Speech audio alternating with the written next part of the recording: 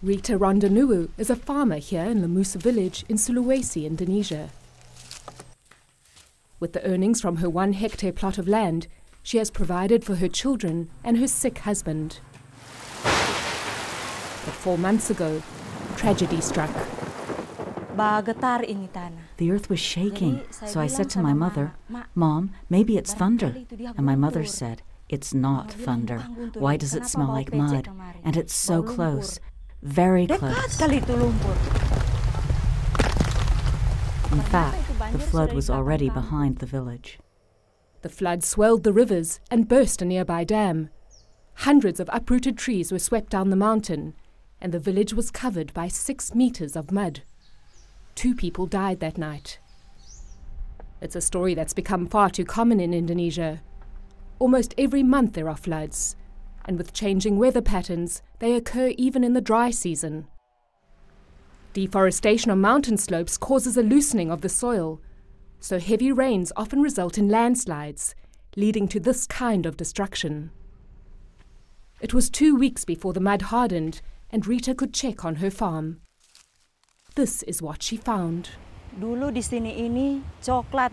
Here, we used to plant cocoa, from here until there. There was also coconut. At that time, the river flow was on the other side, and around here were coconuts and cocoa. But after the flood, there's nothing. Not a single thing left. Of course, I feel very sad because this was the hope for my children for schooling. All gone. Rita's farm may be gone, but there is still hope. A few years ago, she started weaving baskets to supplement her income, but it wasn't earning her much money.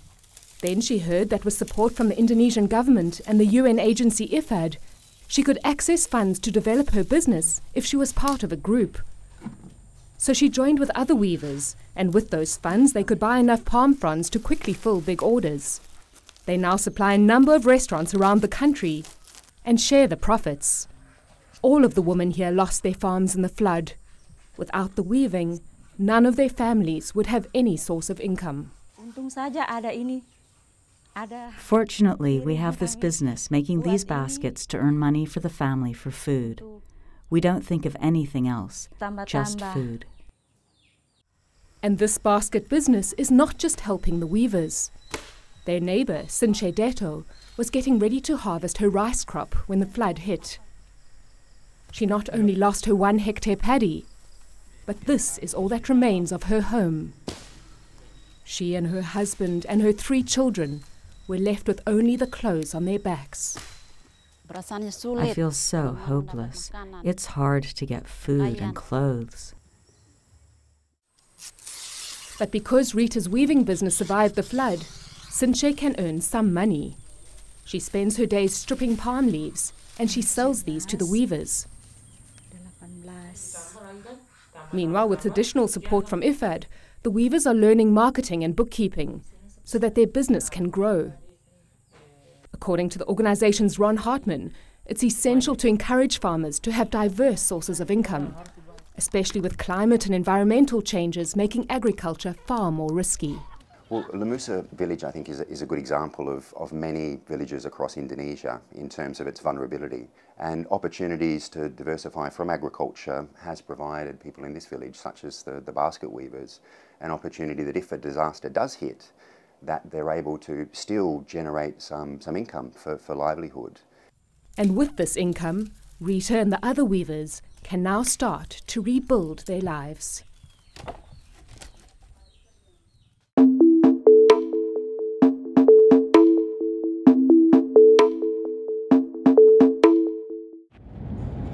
Another spring is coming to Tunisia, but dark clouds still appear on the horizon. The Arab revolt started here in Sidi Bouzid, but 2 years later, there's still political instability and economic progress has yet to take root. Unemployment and poverty is 18% nationwide, and once you leave the coast, with its beaches and tourism income, as many as 78% of the people don't know where their next meal will be coming from. Many families survive on casual labor. These women are paid 7 dinars, about $4, for a day's work. Nowhere near enough to save and buy their own land, start a business, and become self-sufficient. Climate change is another challenge. It hasn't rained a drop here for 6 months. Lakes and rivers have dried up, crippling agriculture. In response, the World Food Program and the Food and Agriculture Organization of the UN developed an innovative project. FAO organizes unemployed young men and women into farmers' associations, giving them bargaining power, controlled prices, and confidence.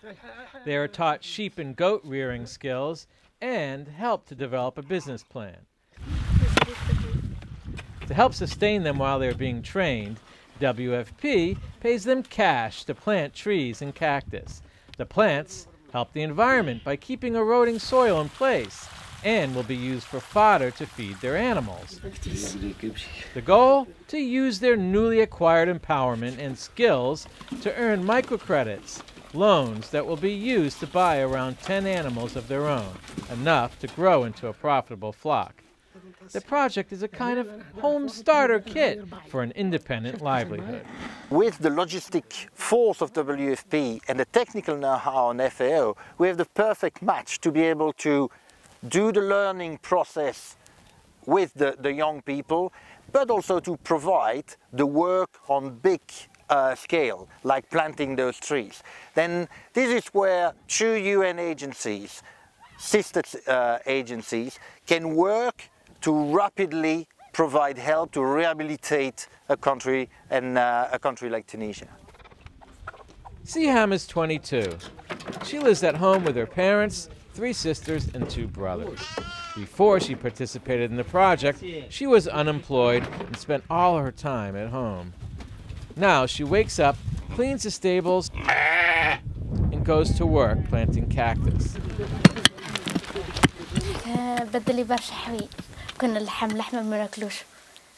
The project has changed our lives a lot. Before, we didn't eat meat. We bought clothes only once a year, and now we can buy clothes and eat better. The project has improved a lot of things for us. Long journeys begin with small steps. The sheep Siham will buy with her microcredit can make her self-sufficient and set her on the path to a brighter future.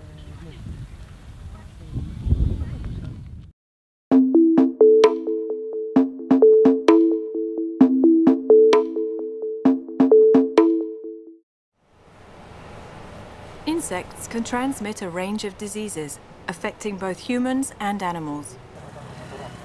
Population growth, climate shifts, and the loss of wildlife habitats mean that microbes are on the increase. Tsetse flies and other blood-sucking insects can spread a disease called trypanosomosis in animals, reducing milk yields and killing more than 3 million cattle a year. The disease is known as sleeping sickness in humans and can be fatal. Here in Kenya, the Food and Agriculture Organization, FAO, has set up a pilot project to eliminate the insects that transmit diseases. And the solution is very simple: a special mosquito net for livestock. Limited grazing land means that cows are often fed in sheltered units. Dairy farmers using the netting are already seeing good results. I used to suffer a lot because flies were bothering my cows. When I tried to milk them, they would kick and retain their milk. When they put the net, the cow started milking better. When milking, the cow stands still. I used to be bitten on my legs by small insects, especially in the evening on rainy days. But now I can comfortably milk the cows and the flies don't bother me. So I'm very happy.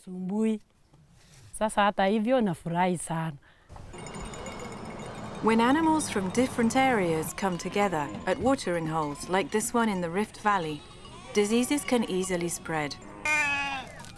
And for communities who rely primarily on livestock for their livelihoods, the economic consequences can be devastating. Rift Valley fever affects both animals and people. And when I say animals, I mean both livestock and wildlife. And when you talk about livestock, it's basically affecting the entire livestock value chain, all the way from the people who are giving services and inputs to the livestock productions systems, to those who are doing processing and marketing, and even to the consumers. They still get affected when we have these outbreaks. FAO is promoting a holistic approach to human, animal and environmental health. This concept is known as One Health. By providing better nutrition and higher incomes for their owners, healthier animals mean healthier people.